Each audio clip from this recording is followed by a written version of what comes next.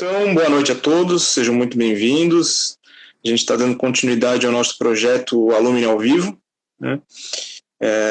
Quem, porventura, não assistiu à nossa primeira edição, que foi com o Gustavo Schiffler sobre Home Office, ela está disponível no YouTube, né? Só procurar por Alumni ao Vivo, Home Office Direito, que é possível encontrar. E hoje o nosso tema é proteção de dados, né? Eu me chamo Bruno Carreirão, sou atual presidente da Alumni 32 e hoje eu sou, digamos que, um mero interlocutor, porque quem entende sobre o tema mesmo é a nossa convidada, a Luísa Baltazar, que é egressa do curso de Direito da UFSC. Ela é mestra em Direito pela USP e ela também tem graduação em Administração pela UDESC, né? Atualmente ela é advogada em São Paulo, no escritório Batista Luiz, e ela trabalha com execução de projetos de conformidade à LGPD e ela presta consultoria sobre proteção de dados e privacidade. Conforme a gente combinou previamente, ela primeiro vai fazer uma exposição inicial e depois nós vamos ter espaços para perguntas. Então, quem tiver alguma dúvida, tiver interesse em fazer alguma pergunta, pode usar o chat e essas perguntas vão ser feitas no final. Então, Luísa, fique à vontade. Obrigada. Pode começar a exposição. Então, primeiro eu queria agradecer a Alumni 32, né? Já estou em São Paulo já há uns 6 anos, então ainda que virtualmente é muito legal voltar para perto da UFSC, né? Dos egressos, imagino que talvez tenha alunos aqui também. Tenho muito carinho pela UFSC. Como você falou, né? Eu trabalho em São Paulo, aqui no Batista Luz. Hoje a gente tem uma das maiores equipes do Brasil de proteção de dados e privacidade. Hoje eu me dedico praticamente exclusivamente ao tema. Também já somos pelo 2º ano considerados leading law firm na área de proteção de dados no Brasil. Então também estou bem feliz de, enfim, trazer aqui a experiência que eu tenho aqui em São Paulo e trazer o que tem de novo, né? O que mudou. E aí eu queria começar falando um pouquinho, talvez, né, algumas dessas 15 pessoas que estão aqui nos ouvindo sejam do time que acha que a privacidade morreu, né, que isso aí é uma besteira, que a LGPD não vai pegar, né, isso são coisas que a gente ouve, não sabe nem quando vai entrar em vigor, imagina se esse negócio um dia vai valer alguma coisa, né, toda essa insegurança aí que ronda o tema. E aí eu acho que seria interessante a gente começar fazendo uma distinção, né, o que é privacidade e quando a gente ouve, né, a privacidade morreu, porque as pessoas postam tudo nas redes sociais, né? Eu sei onde a pessoa foi jantar, ou eu sabia, né, antes da quarentena, com quem ela foi, que horas, o que ela comeu, porque as pessoas, enfim, gostam de se expor, então a privacidade acabou. E, na verdade, privacidade não acabou, né? Esse é um conceito que muda muito com o tempo e muda, inclusive, com o país, né? Com a cultura do lugar. Então, o que aqui no Brasil a gente acha razoável compartilhar com as outras pessoas, a gente não considera que pertence, então, a essa esfera privada, em outros lugares não é dessa forma, né? Então, vou dar um exemplo clássico aí, né? O Google Street View, aquele carro, né, que filma as ruas, para depois a gente ver lá no mapa, eles, em alguns países da Europa, especialmente na Alemanha, eles precisaram implementar uma ferramenta para a pessoa falar, olha, essa é a fachada da minha casa e eu não quero que apareça. Porque lá eles entendem que a fachada da casa, enfim, já é uma coisa privada. Enquanto aqui no Brasil, a gente teve cidades pequenas, cidades do interior, que quando o carro chegou lá, as pessoas tinham se arrumado e ido para frente das casas para aparecer no vídeo, né? E colocaram até faixas, bem-vindo Google, etc. Então é muito perigoso a gente pensar que existe um conceito único de privacidade ou que existe um certo e errado. Então, quando a gente fala dessa pessoa que compartilha tudo no Instagram, ela compartilha porque ela escolheu fazer isso. Mas, possivelmente, essa mesma pessoa não se sentiria confortável de entregar o celular dela desbloqueado na mão de um terceiro, né? De uma pessoa que ela nem conhece. Então, ainda que talvez para algumas pessoas, né, que optam por compartilhar mais aspectos da vida que antes era privada, né, com o público, essa esfera de privacidade tenha diminuído, ela nunca deixou de existir. Então, acho que esse é o primeiro ponto, né? Então, a gente tem que pensar nessa ideia de privacidade como esse direito que a pessoa tem de não ser incomodado, né? Quando a gente olha como esse direito veio, ele está previsto constitucionalmente, ele é regulamentado em várias normas, né? Então, quando a gente pensa em inviolabilidade das comunicações, em sigilo fiscal, a gente está falando desse direito de não ser incomodado, de resguardar certos aspectos da vida que não dizem respeito a outras pessoas, a não ser que elas estejam violando o direito de outras pessoas nesse âmbito privado. Quando a gente fala de proteção de dados, a gente não está falando desse direito de não ser incomodado, né? Dessa liberdade negativa. A gente está falando de, ok, mas e se eu quero, por exemplo, usar um serviço e para isso eu preciso dar meus dados? Ou se a própria administração pública me obriga a fornecer alguns dados. Então, se a gente pensar em censo, em declaração de imposto de renda, no e-social, né? Então, todos esses compartilhamentos que são obrigatórios, que eu nem tenho escolha, ou mesmo aqueles que eu tenho escolha. Então, eu quero usar determinados aplicativos, eu quero, sei lá, compartilhar essa esfera da minha vida aqui nas redes sociais. Então, a partir desse momento, eu perdi todos os meus direitos porque eu abri mão da minha privacidade? Não. E é aí que entra a proteção de dados. Então, a proteção de dados não é só esse direito de ficar só, ou esse direito de não ser incomodado, e também não é só uma questão de sigilo. A gente vê muito essa confusão, né? Ah, eu compartilhei os dados, mas eu assinei um acordo de confidencialidade. Mas proteção de dados não vai falar só de confidencialidade, só de segurança da informação ou vazamento de dados, que essas ideias se confundem muito. E sim vai falar de todo um arcabouço legal que foi criado para legitimar e estabelecer as obrigações básicas daqueles que querem usar dados pessoais, como que eles podem fazer isso sem quebrar a confiança da pessoa a quem os dados se referem. Então, eu vou dar um exemplo e vou tentar usar esse exemplo para ir guiando toda nessa conversa para entender a lógica da LGPD, da Lei Geral de Proteção de Dados, que, embora não seja a única lei do Brasil que trata de alguma forma de proteção de dados, é a que fez com que a gente estivesse fazendo essa conversa, né? Porque Marco Civil já está aí há muito tempo, Código de Defesa do Consumidor mais ainda, que trazem alguns aspectos de proteção de dados, mas o que realmente mudou agora foi a Lei Geral de Proteção de Dados, que foi aprovada em 2018. Então, vamos pensar numa farmácia, tá? Uma rede de farmácias que resolve começar um programa de fidelidade. Então, você vai lá comprar um remédio e falam, custa R$20, mas se você fizer o cadastro é 15. Todo mundo já passou por isso, né? Do programa de fidelidade na farmácia, de ter que dar o CPF na farmácia para ganhar algum desconto. Então, o que a gente vai ter nesse cenário, né? Vamos olhar essa foto. Então, eu vou ter a farmácia, que vai ser responsável por guardar esses dados e usar esses dados de acordo com as finalidades que ela determinar.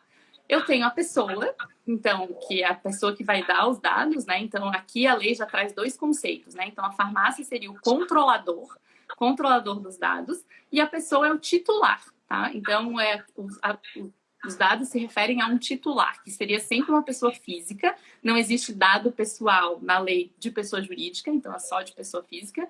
E essa pessoa se chama titular na lei. Então, eu vou ter a farmácia, que é o controlador, e o titular, que é a pessoa física. Aí a farmácia vai falar, para fazer o seu cadastro, preciso do seu nome, do seu CPF, e-mail e telefone, por exemplo. Então, você vai dar esses dados. Nesses dados, a gente percebe que, para o padrão Brasil, não tem nenhum dado crítico aqui, né? Principalmente, não sei se alguém aí mora em São Paulo, já veio para São Paulo, o CPF é um negócio que dá na fila do caixa do supermercado, do restaurante aquilo, em qualquer lugar, por causa da nota paulista, né? Que tem alguns benefícios ali quando você dá o CPF na nota.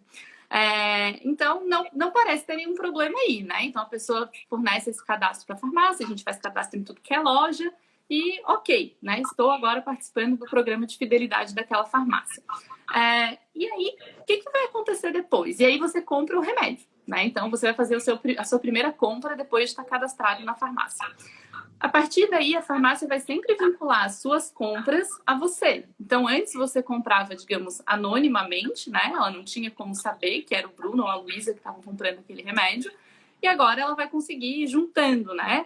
Então, a Luísa comprou esse remédio no dia 20, esse outro no dia 25, esse no dia 30 e por aí vai. Isso vai criando esse histórico de compra da pessoa. Quando eu estou falando de uma farmácia, esse histórico de compra ele pode revelar bastante coisa sobre uma pessoa, né? Se você parar para pensar. Desde se ela tem uma doença crônica, se ela está seguindo o tratamento corretamente, né? Porque imagina se é um remédio que ela tem que comprar mensalmente, mas eles percebem que a pessoa traz uns 10 dias para comprar. Então, com certeza, ela não está seguindo aquele tratamento da forma correta. Ou até, às vezes, não é um estado, né? Uma doença, um diagnóstico, mas digamos que, então, alguém compra um carregamento de Engov toda sexta-feira. Então, dá para tentar entender que aquela pessoa tem um comportamento de fim de semana que talvez passe um pouco da conta, né? E todos esses dados, eles têm um valor muito grande, né, no mercado hoje. A gente pode pensar, por exemplo, várias outras empresas, além da farmácia, que têm interesse nesses dados. Então, se eu pensar, por exemplo, na indústria farmacêutica, eles podem ter muito interesse de saber quem está comprando aqueles medicamentos, com qual periodicidade, o que é esse grupo, né? Quantos anos tem essas pessoas, que preço elas estão pagando, talvez para desenvolver algum produto específico para esse público, se eu pensar na indústria farmacêutica. Se eu pensar em seguradoras, né? Então, a gente recebe lá, quando vai começar o plano de saúde, aquele questionário de saúde, que todo mundo diz que não tem doença nenhuma, ou muita gente diz que não tem doença nenhuma. Se eles vão bater esse formulário com os dados da farmácia, como que isso vai se revelar, né? Então, eu digo lá que eu não tenho nenhuma doença pré-existente, mas ele vai lá na farmácia e pergunta, quero puxar aí o histórico de compra da Luísa. Ela compra remédio para asma, não é meu caso, mas asma todo mês. Então, será mesmo que ela não tem doença pré-existente? Para quem que ela compra esse remédio, então? Ou a gente pode pensar num caso ainda mais impactante, né? Se isso começa a ser compartilhado com empregadores. Então, eu vou participar de um processo seletivo de uma empresa, eu estou avançando nesse processo e, de repente, eu não sou contratada. E aí, um dia eu descubro que a farmácia compartilhava os meus dados com a empresa e eles souberam que eu tinha, por exemplo, sei lá, hipertensão e, portanto, eles acharam que eu faltaria mais no trabalho e deram a minha vaga a um outro candidato que não tinha esse histórico. Então, a gente percebe que quando a pessoa fez aquele cadastro inicial na farmácia, ela não pensou em nenhuma dessas 3 rápidas possibilidades que eu trouxe aqui. E o que a lei vai falar é que não é que a farmácia não pode fazer um programa de fidelidade, não é que a farmácia não pode ter parceiros que de alguma forma usem esses dados, mas que isso tem que estar muito mais claro para o consumidor. E ela vai trazer várias regras de como isso pode acontecer. Então, eu queria só, terminando essa parte mais conceitual, assim, né? Quando a gente fala de dados normais, né, de dado pessoal, vai incluir aí nome, RG, CPF, mas também vai incluir outros dados, né? Porque a lei adotou um conceito expansionista de dado pessoal. O que isso quer dizer? Que além daqueles dados que identificam uma pessoa diretamente, né? Então, por exemplo, meu nome, Luísa Baltazar, até talvez eu tenha homônimas, mas isso me identifica, também vai adotar outras questões. Então, por exemplo, aqui nós temos 21 pessoas nesse momento assistindo a live. Eu imagino que várias dessas pessoas sejam, né, advogados, ou enfim, outras pessoas que se formaram em direito, talvez tenha, sei lá, metade homens, metade mulheres, e talvez de todas essas pessoas aqui só tenha uma pessoa no oeste de Santa Catarina que esteja assistindo essa live. Então, dentro desse contexto, ser formado em direito e estar no oeste é um dado pessoal. Quando eu trago isso para uma realidade maior, por exemplo, o seu histórico de navegação na internet é um dado pessoal. Porque, embora só com o histórico eu não consiga dizer é o Bruno, eu consigo, né, pelas tecnologias hoje que existem, direcionar uma publicidade ou uma comunicação para você. E essa comunicação ser personalizada. Então, quem nunca olhou um sapato, uma roupa, uma passagem aérea e depois aquela publicidade ficou te perseguindo na internet, né? Isso é feito com base em tecnologias que conseguem ir captando a sua navegação na internet para te direcionar um conteúdo que aparentemente você está interessado. Então, pode falar. Desculpa. Não, eu só queria entender. Então, existe um conceito da própria lei do que significa dado pessoal? Sim. É tudo que identifica ou torna identificável uma pessoa. Entendi. Então, esse torna identificável que trouxe esse mundo de coisas, né? Então, tudo aquilo que pode levar à individualização dessa pessoa, né? Ou afetar essa pessoa diretamente, pode ser considerado um dado pessoal. E aí que é o ponto, né? Não é uma lei de internet, não é uma lei de consumidor, não é uma lei só de dados bancários. É uma lei que vai afetar 100% das organizações do país. Não tem uma empresa ou uma entidade da administração pública hoje que não vá, de alguma forma, ser impactada, né? Porque, como a gente sabe, mesmo as pessoas jurídicas são formadas por pessoas físicas, né? Às vezes ainda não que diretamente, indiretamente, ou pelo menos elas têm que ter um administrador. Se elas não têm nenhum empregado, ninguém, elas têm que ter um administrador, pessoa física, um procurador de sócios e por aí vai. Então, se eu tenho uma pessoa que vai ter um dado tratado nessa empresa, ela já tem que estar de acordo com a LGPD. E por isso que esse mercado é tão grande, por isso que esse assunto ficou tão grande, que antes era uma coisa ali tinha um artigo no Marco Civil da Internet, tinha lá o artigo 43 no CVC, tinha uma coisinha lá tinha uma coisona, né? Lá na lei do cadastro positivo, que foi alterada ano passado. Tinha leis setoriais, né? Então, Bacen, CVM, Anatel, e agora a gente tem, então, uma norma única, né? Para direcionar todo o entendimento de tratamento de dados pessoais. E aí, tratamento, né? Isso também é um conceito. Então, outra coisa que eu queria desmistificar aqui é que não é uma lei que se aplica só a operações super complexas, né? Big Data, empresas que vivem de dado. O conceito de tratar dado na lei é qualquer operação feita com o dado. Então, se você olhou o dado pessoal, você tratou o dado pessoal e isso tem que estar de acordo com a lei. Então, acessar, coletar, consultar, compartilhar, armazenar, inclusive excluir dado é tratamento. E cada atividade de tratamento precisa estar de acordo com a lei, individualmente. Então, você tem que considerar a coleta, o uso, o armazenamento e o descarte de forma segregada para conseguir atingir todos os objetivos da lei. E, por fim, a lei também trouxe, e aí voltando para o nosso caso da farmácia, uma distinção do que seria um dado pessoal normal de um dado pessoal sensível. E o dado pessoal sensível, a lei entendeu que é aquele que merece uma proteção maior, porque ele pode trazer uma discriminação para a pessoa. Então, falando aqui na farmácia, né, como eu dei esses vários exemplos de como que esses dados de compra de remédios poderiam impactar a pessoa, a lei entendeu que esse dado de saúde, por exemplo, dado de etnia, dado de orientação política, religiosa, tudo isso seria um dado sensível. E esses dados, eles têm um tratamento ainda mais especial dentro da lei, né? Tem umas restrições adicionais para o uso desses dados. Então, vocês devem estar pensando, mas então é o fim do programa de fidelidade da farmácia? A farmácia nunca mais vai poder pedir meu CPF? Não. E eu acho que essa é a grande novidade, né? A lei não vai, de forma alguma, proibir atividades de tratamento de dados que já não eram proibidas hoje. Porque o que veio de proibição, na verdade, já não podia. Então, assim, aqui em São Paulo tem um local aqui no centro da cidade que é famoso por vender CD com a base de dados da Receita Federal, né? Isso nunca foi permitido, isso nunca pôde, né? E vai continuar sem poder. Todas as outras atividades que usam dados pessoais, elas vão poder continuar existindo desde que adequadas à lei, né? Então, então vamos voltar para a farmácia, né? O que a farmácia tem que fazer para se adequar, né? Então, vamos pensar aí em tudo isso que eles fizeram, né? Criar esse programa de fidelidade, cadastrar as pessoas, armazenar o histórico de compras e talvez eles queiram compartilhar esses dados de alguma forma com algum parceiro. Então, primeiramente, eles vão ter que ver se eles cumprem os 10 princípios da Lei Geral de Proteção de Dados. Esse é o primeiro ponto. Então, lá eu vou ter princípio de transparência. Então, assim, eu informei o consumidor da farmácia da forma adequada de como que eu ia usar aquele dado. Esse é o primeiro ponto. Segundo, eu não vou falar os 10, tá? Porque é muita coisa, mas vou trazer os principais. Minimização, né? Então, eu coletei só os dados que são necessários, né? É normal a gente ir numa loja comprar uma roupa e, de repente, a pessoa está pedindo seu endereço, seu RG, seu CPF, sua data de nascimento, enfim, um monte de dados que você fala, mas, meu Deus, eu só quero comprar uma calça. Qual que é a finalidade disso?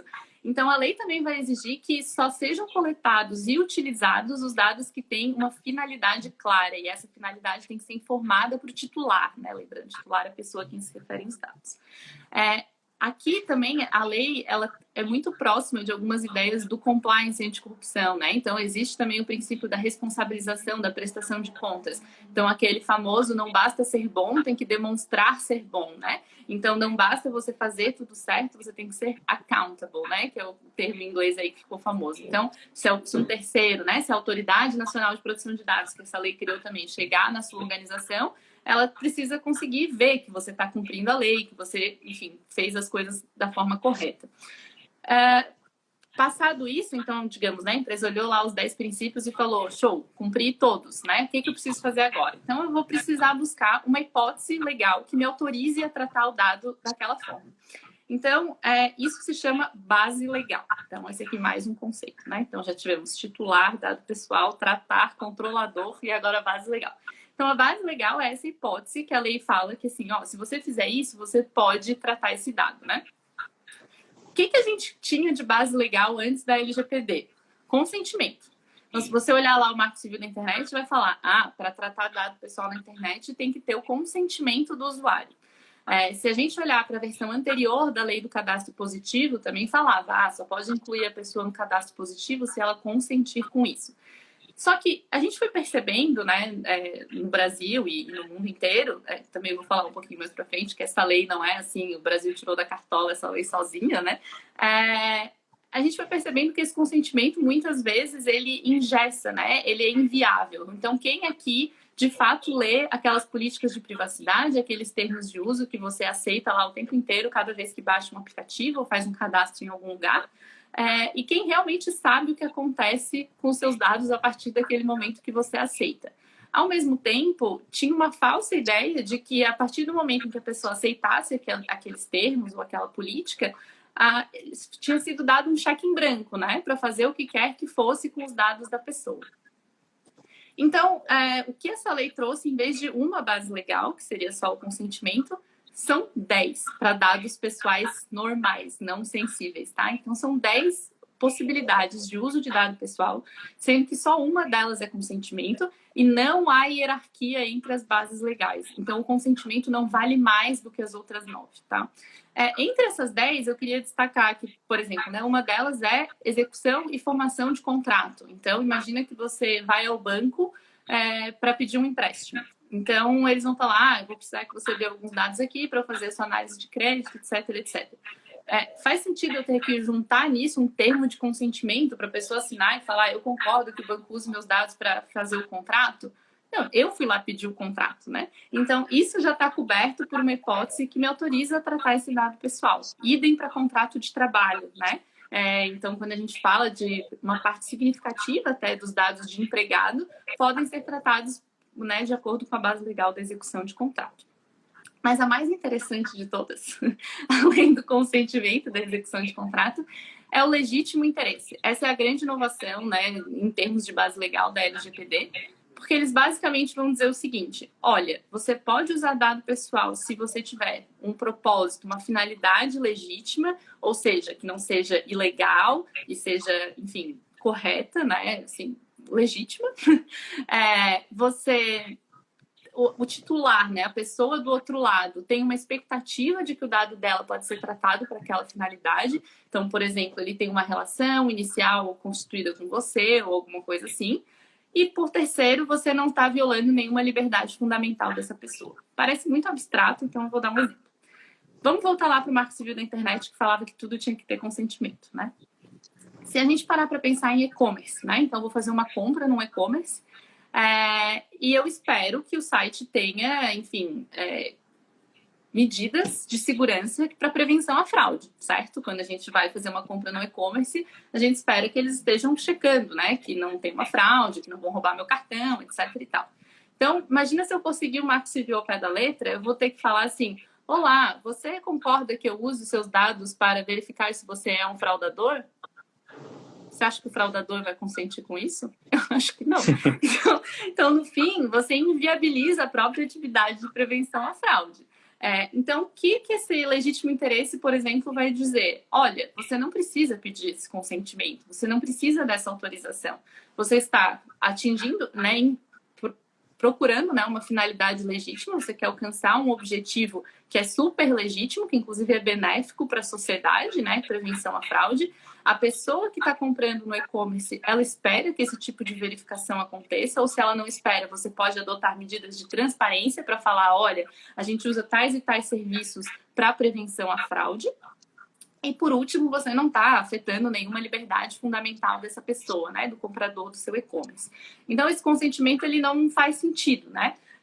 Agora, vamos um pouco além, né? Então, se a gente olhar lá o artigo 10, inciso 1 da LGPD, para quem aí já está um pouco mais familiarizado, ele vai falar, olha, pode usar o legítimo interesse para promoção das atividades do controlador. O que isso quer dizer? Não é só para prevenção à fraude ou para garantir a segurança, eu também posso usar isso para fins de marketing, de publicidade. Então, isso trouxe uma mudança enorme, né, da forma como a gente via todo o uso de dados para publicidade no Brasil. Então, agora, se eu comprovar que existe uma expectativa do titular, que a minha finalidade é legítima, que eu não estou, né, afetando nenhuma liberdade da pessoa. E aí, no caso de marketing, né, é bem importante, que eu permito que a pessoa me fale, ok, você achou que tinha legítimo interesse, mas eu não quero mais receber essas comunicações, eu posso primeiro me comunicar e se a pessoa não quiser, então a partir dali eu paro, mas eu não preciso desse consentimento prévio para mandar essa comunicação inicial. Toda essa ideia de legítimo interesse, ela é uma análise de risco, né? E isso é bem importante de pontuar. A lei inteira é uma construção de análise de risco, né? Mesmo o consentimento, que todo mundo acha que, se eu tenho consentimento, eu tenho tudo, eu posso tudo, ele vai falar que o consentimento tem que seguir 3 requisitos, né? 3 adjetivos, que é livre, informado e inequívoco. E esse livre é muitas vezes bem difícil de provar. Então, tem casos bem claros. Imagina que você vai pedir um consentimento para um empregado. Será que ele vai se sentir livre para dizer não? Eu entendo que não, né? Porque se a consequência de ele não consentir é ele ser demitido, essa liberdade não existe. Agora, se eu for para esse mesmo empregado falar, você quer participar, sei lá, aqui em São Paulo tem um monte de empresa que faz isso. A gente está montando um grupo de corrida da empresa, a gente vai pagar um personal que vai acompanhar todo mundo. Uma atividade totalmente livre, né? Que ele entra se ele quiser. Então, aí eu posso ter um consentimento livre. Agora, eu ir lá perguntar, eu posso te avaliar? Eu posso te monitorar no meu ambiente de trabalho? Eu posso te filmar com as câmeras de segurança? Não faz nenhum sentido. Ele não tem como se opor a esse tratamento, né? A essas atividades. Então, o consentimento aqui não seria válido. Esse informado, ele também tem que estar clara a finalidade, para que vai usar. Então, aquela coisa ampla de eu aceito a política de privacidade não atende mais a esse requisito de consentimento que a LGPD trouxe. E o inequívoco tem que ser essa ação clara, sem dúvidas da pessoa. Então, não é mais só a questão do checkbox, né? Daquela coisinha na internet que a gente clica, né? Aquele tiquezinho. Então, se eu pensar... Que clica sem ler. Oi? Que clica sem ler. Uhum. No caso, a gente brinca lá no escritório, a gente lê porque a gente é pago para isso, né? Mas realmente o resto das pessoas não lê. Mas não é só isso. Então, pensa um site que tem lá um campo. Se inscreva na nossa newsletter, que hoje é tão comum, né? Será que eu preciso colocar do lado lá, eu aceito? Não, a finalidade está clara, é receber a newsletter. O dado que está pedindo é totalmente razoável, é só o meu e-mail, né? Então, assim, não precisa mais... É livre, eu não sou obrigada a me inscrever em newsletter nenhuma. Então, assim, eu não preciso obrigar a pessoa ainda a colocar um tiquezinho ali para falar que a pessoa aceita, sabe? A lei trouxe diversos mecanismos para tentar tornar as relações mais seguras, ao mesmo tempo que mais fluidas. E quando tudo isso, né, estiver acontecendo, além de eu ter que fazer tudo isso, eu ainda tenho uma série de direitos do titular que o controlador precisa atender. Então, por exemplo, né, vamos voltar no exemplo da farmácia. Então, imagina que a LGPD agora entrou em vigor, você vai chegar lá na farmácia e vai falar, oi, eu quero saber todos os dados que você tem sobre mim. A partir desse momento, você tem esse direito. Então, eles vão ter que te passar os dados que eles têm sobre você. Tanto os dados que você forneceu no momento do seu cadastro, mas também, por exemplo, o seu histórico de compras, né? É possível que você possa exigir isso. Ou, por exemplo, eu forneci o meu consentimento para o tratamento desse dado, mas agora eu mudei de ideia, eu não quero mais. Então, você pode revogar o seu consentimento e também pode pedir, a partir desse momento da revogação, para excluir dados que a empresa tenha sobre você.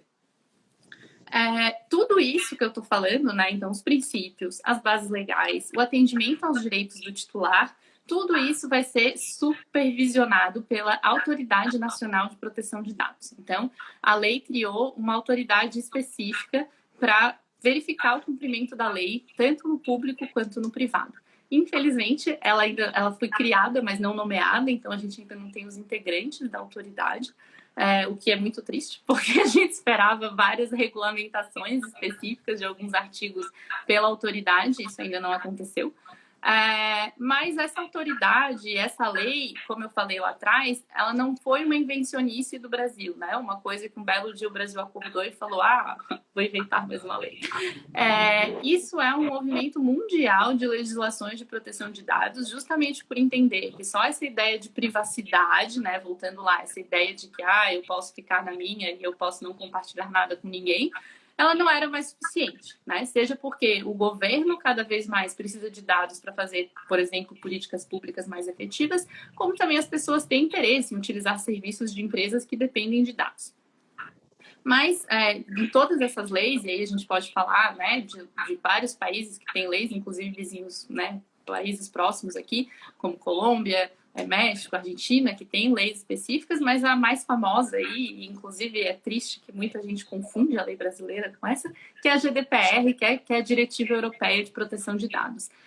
A Diretiva Europeia foi aprovada em 2016 para entrar em vigor em 2018, maio de 2018, e a lei brasileira foi aprovada em agosto de 2018. Quando a gente olha isso, parece então que pegaram lá, fizeram o download, né, da GDPR em português de Portugal, deram um tapa ali, mandaram para o Congresso e aprovaram ali em 3 meses.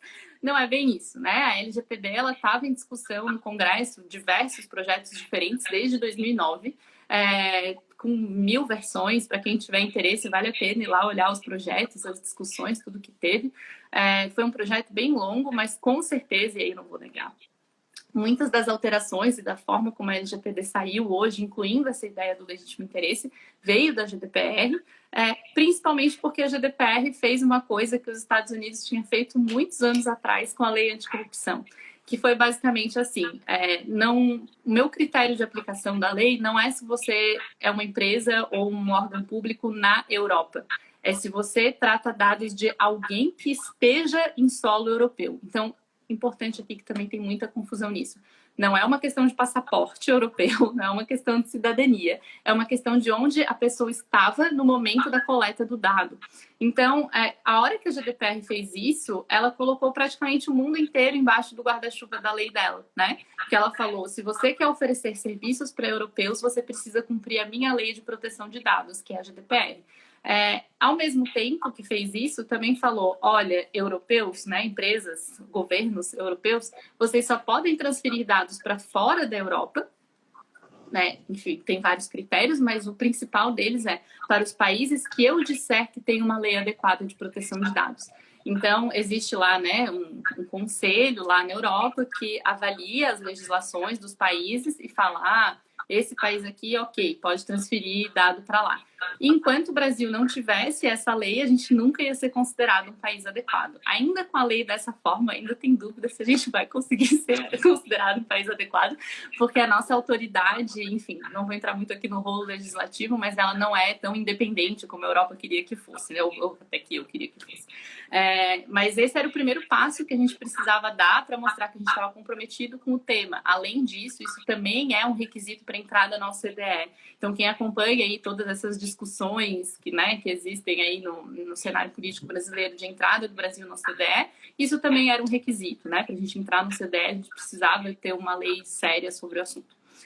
Então, considerando tudo isso, né? Que existe aí essa inspiração em alguns pontos, né, da lei da Europa, existe toda essa construção de mais de 10 anos, existe então essa flexibilização em termos de base legal, de não pedir consentimento para tudo, ao mesmo tempo que traz obrigações, né, que exigem que as empresas lidem com os dados de uma forma um pouco mais, enfim, séria, né?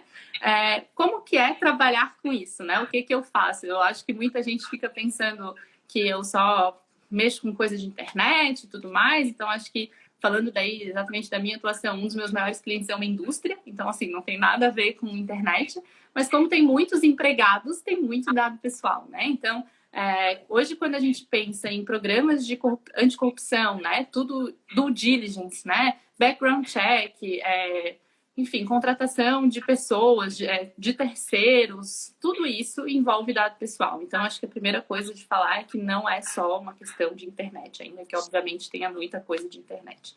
Então, na prática, né, o que eu faço? Eu trabalho um pouco em projetos de adequação, então, das empresas que precisam adequar os seus processos, suas atividades para as obrigações da lei.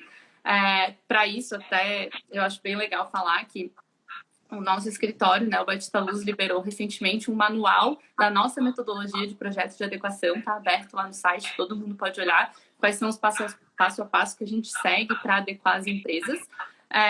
Isso é uma parte até considerável do meu trabalho, mas que, enfim, vem diminuindo, né? Mais próximo a gente vai chegando da possível vigência da lei, menos projetos de adequação a gente tem, a gente já está concluindo vários. ao mesmo tempo que eu também presto consultoria, né? Então, eu quero começar a fazer, eu quero, por exemplo, lançar esse aplicativo, ou eu quero começar a fazer esse tipo de análise dos meus empregados, ou eu quero, enfim, agora nessa história de pandemia, né?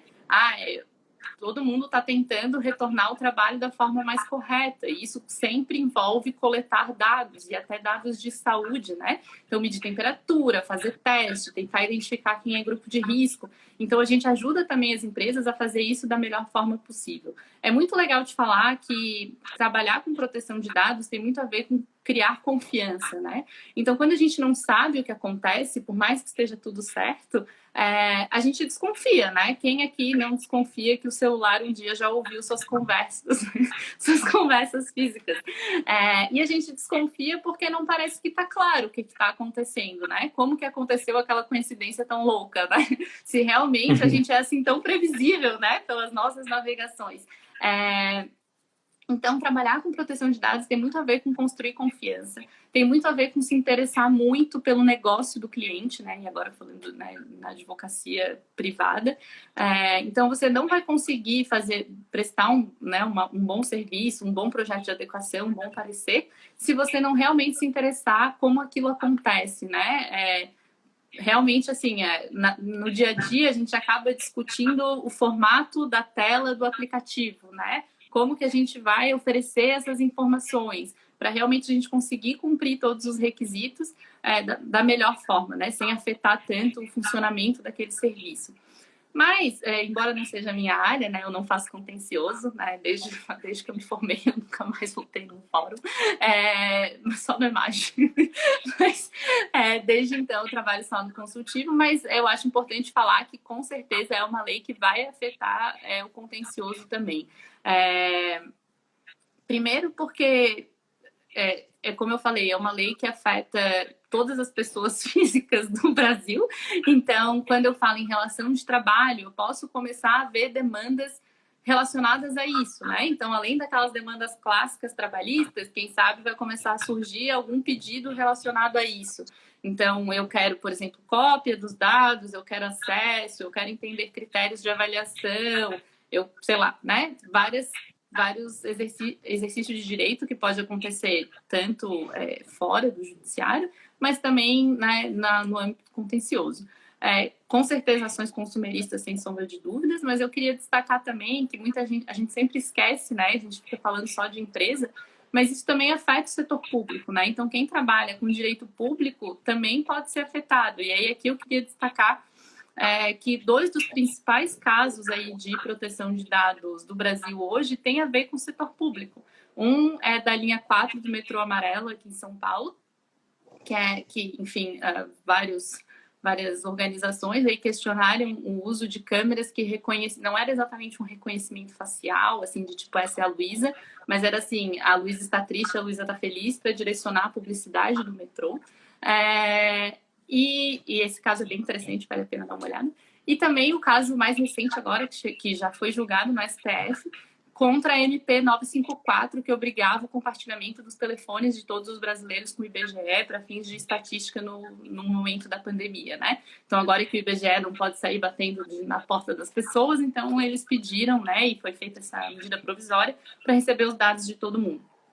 Também foi questionada por várias entidades e o STF traz vários pontos bem importantes de proteção de dados nesse julgado. Então, também concluindo aqui, para quem acha que a LGPD não vai pegar, porque a gente não sabe direito nem quando vai entrar em vigor, já pegou, né? Porque estava lá os ministros do STF citando princípios da LGPD, citando, enfim, doutrina própria de proteção de dados, né? Então, assim, foi muito interessante ver que a gente saiu dessa discussão de se o IBGE ia manter o sigilo ou não ia manter o sigilo, porque, de novo, não é uma questão de sigilo, para partir para uma discussão de isso é razoável? Por que eles precisam do número de todas as pessoas do Brasil para fazer estatística, né? Então, só, né, spoiler, não rolou o compartilhamento, tá? O STF entendeu que a medida não era razoável. Então, realmente, assim, eu quis trazer esses 2 casos, porque a gente sempre pensa em, aquela operadora de telefonia que não para de me ligar, né? Assim, como sendo sempre um problema do setor privado, mas isso também vai afetar o setor público. E acho que era isso. Estou aberta aí a perguntas. Tá, Luísa, obrigado.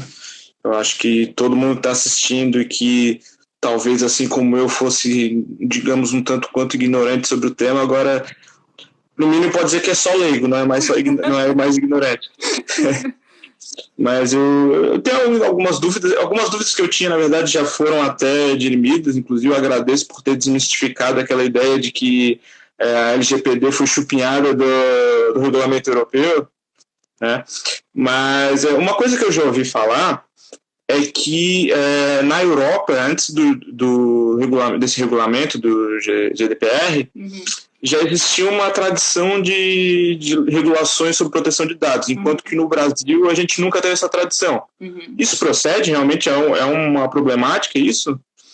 Sim, na verdade a GDPR ela é digamos, a atualização de uma diretiva que tinha na Europa, acho que desde os anos 70. Meu Deus, meus professores aqui, Renato, Bruno, desculpa aí se eu tô falando uma bobagem, que já tinha lá já há bastante tempo, como eu falei, né, essa questão de privacidade, proteção de dados, tem um elemento cultural muito forte, e por isso que é tão complicado a gente simplesmente dar Ctrl+C, Ctrl+V, né, de uma lei de um país que tem um entendimento tão diferente sobre o assunto.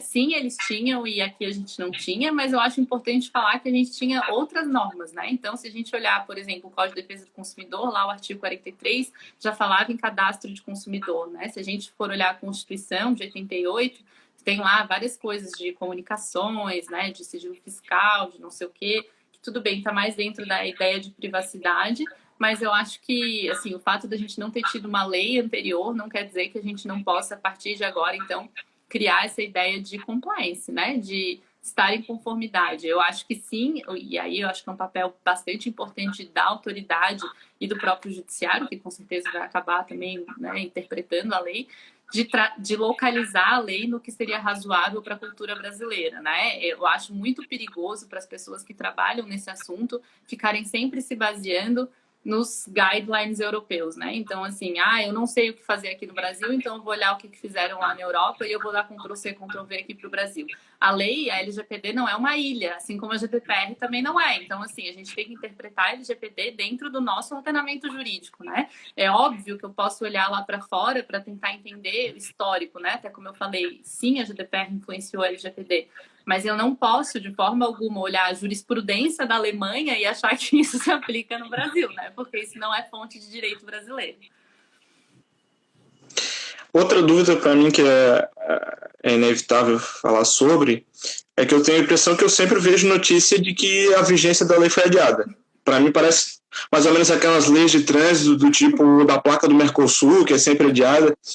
E aí, a minha dúvida é se a lei inteira ainda não está em vigor, são parte da lei, ela ainda depende de uma regulamentação, porque pelo que estávamos falando, o próprio STF já está usando os princípios da lei nos julgamentos. Sim. Então, o que aconteceu foi o seguinte. Vou contar a breve história, então, tá? A lei foi aprovada, foi publicada, né, em agosto de 2018, com vetos. Isso é muito importante. Todos os artigos que falavam da criação da ANPD, né, da Autoridade Nacional de Proteção de Dados, tinham sido vetados pelo então presidente Temer. Ele entendeu que havia um vício de... como chama? Vício de iniciativa, que como era a criação de uma autoridade, isso teria que ser por ato do executivo e não do legislativo. Então ele vetou todos esses artigos e nessa versão original aí da lei, a lei entrava em vigor em fevereiro de 20. Então seria 1 ano e meio de vacatio legis, tá? Aí, dia 28 de dezembro, o então presidente Temer, 28 de dezembro, publicou a medida provisória. 2018. Oi? 2018 ainda, então, né? 2018. Publicou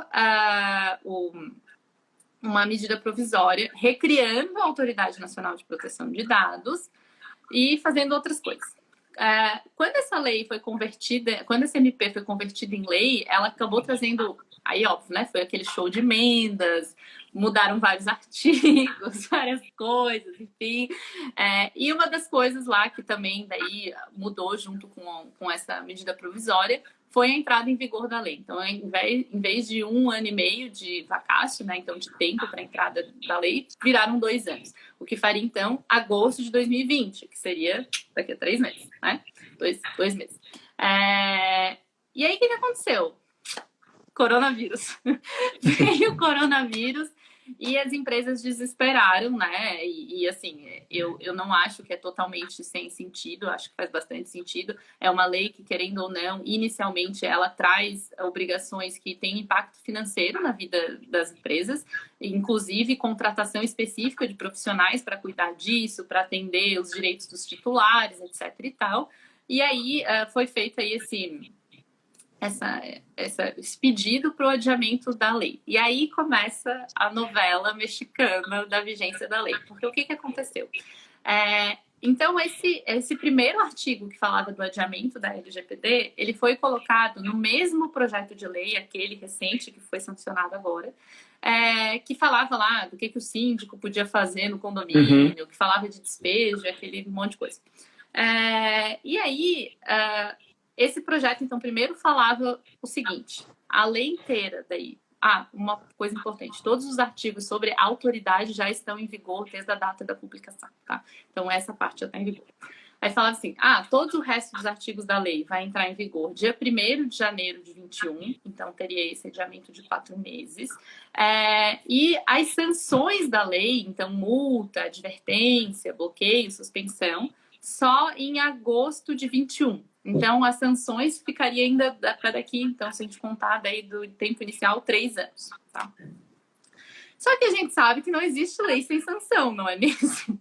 Então, assim, o que não poderia ser aplicado nesse período, até agosto de 21, seriam as sanções da própria autoridade, que nem foi criada ainda. Mas isso não impediria um titular de exercer um direito, não impediria o Ministério Público de verificar o cumprimento da lei, a Senacom, no que tange dados de consumidor, PROCONs, etc. Então, assim, a gente acha, né, é possível interpretar até que esse cenário do adiamento da sanção é pior do que se fosse só a sanção da NPD, né? Porque em vez de eu ter um ente único me regulando, eu vou ter todos os ministérios públicos, todos os PROCONs, né? Tudo, o judiciário, todo mundo. E aí, aí esse texto, né, foi debatido, Câmara, Senado, etc. Quando chegou no Senado, o Senado apagou a parte do agosto de janeiro de 21 e manteve só o adiamento das sanções. Nesse meio do caminho, tá difícil de acompanhar, nesse meio do caminho, veio uma medida provisória que falou 3 de maio de 2021. Então, no cenário atual, hoje, se você abrir lá a Lei 3.709, lá, a LGPD hoje, vai falar assim, entram em vigor, na data da publicação, a 28 de dezembro, todos os artigos da NPD, os demais artigos, 3 de maio de 21, os artigos 50 e poucos, que são os das sanções, 1º de agosto de 2021. Qual que é o grande problema? Por que essa novela ainda não acabou? Porque esse 3 de maio veio de uma medida provisória. E como a gente sabe, medida provisória ou é convertida em lei, ou é rejeitada, ou ela decai, né? Ou ela, enfim, não converte. Perde a validade. Exato.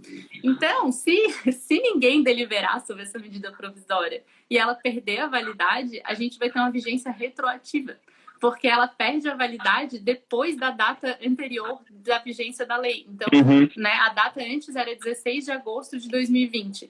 E eu acho, agora me fugiu a data exata, mas é 20 e poucos de agosto que essa medida provisória perde a validade. Então, a gente teria uns dias aí que a lei já teria entrado em vigor, teria que regular esse período. A gente sabe que é muito raro existir esses regulamentos, né, depois que rejeitam a medida provisória. Então, assim... Mas não é raro a medida provisória perder a validade. Então, assim, qual que é o grande problema hoje, né? Existe, sim, insegurança jurídica, é muito ruim, porque a gente sabe que insegurança é dinheiro, né? Insegurança é risco, é gente que não sabe o que fazer, isso, enfim, é perda de eficiência, com certeza.